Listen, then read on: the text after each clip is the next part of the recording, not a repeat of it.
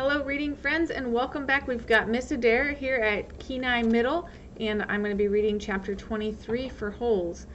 It's getting kind of to the juicy part, the main bit of the story, so let's keep reading. Here we go, chapter 23. Chapter 23.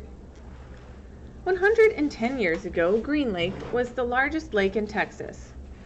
It was full of clear, cool water, and it sparkled like a giant emerald in the sun. It was especially beautiful in the spring, when the peach trees, which lined the shore, bloomed with pink and rose-colored blossoms. There was always a town picnic on the 4th of July. They'd play games, sing, dance, and swim in the lake to keep cool. Prizes were awarded for the best peach pie and peach jam. A special prize was given every year to Miss Catherine Barlow for her fabulous spiced peaches. No one else even tried to make spiced peaches because they knew none could be as delicious as hers. Every summer, Miss Catherine would pick bushels of peaches and preserve them in jars with cinnamon, cloves, nutmeg, and other spices which she kept secret. The jarred peaches would last all winter. They probably would have lasted a lot longer than that, but they were always eaten by the end of winter. It was said that Green Lake was heaven on earth, and that Miss Catherine's spiced peaches were food for the angels. Catherine Barlow was the town's only school teacher. She taught in an old one-room schoolhouse. It was old even then. The roof leaked. The windows wouldn't open. The door hung crooked on its bent hinges.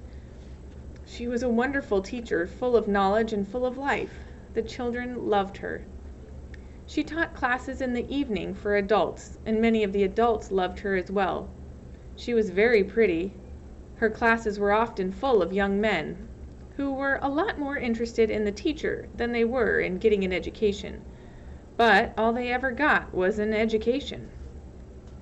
One such young man was Trout Walker. His real name was Charles Walker, but everyone called him Trout because his 2 feet smelled like a couple of dead fish. This wasn't entirely Trout's fault. He had an incurable foot fungus. In fact, it was that same foot fungus that 110 years later would afflict the famous ball player Clyde Livingston. But at least Clyde Livingston showered every day. "I take a bath every Sunday morning," Trout would brag, "whether I need it or not." Most everyone in the town of Green Lake expected Miss Catherine to marry Trout Walker. He was the son of the richest man in the county. His family owned most of the peach trees and all of the land on the east side of the lake. Trout often showed up at night school but never paid attention. He talked in class and was disrespectful of the students around him. He was loud and stupid. A lot of men in town were not educated. That didn't bother Miss Catherine. She knew they'd spent most of their lives working on farms and ranches and hadn't had much schooling. That was why she was there, to teach them. But Trout didn't want to learn. He seemed to be proud of his stupidity. "How'd you like to take a ride on my new boat this Saturday?" he asked her one evening after class. "No, thank you," said Miss Catherine. "We've got a brand new boat," he said. "You don't even have to row it."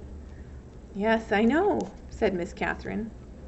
Everyone in town had seen and heard the Walkers' new boat. It made a horrible loud noise and spewed ugly black smoke over the beautiful lake. Trout had always gotten everything he ever wanted. He found it hard to believe that Miss Catherine had turned him down. He pointed his finger at her and said, "No one ever says no to Charles Walker." "Well, I believe I just did," said Catherine Barlow.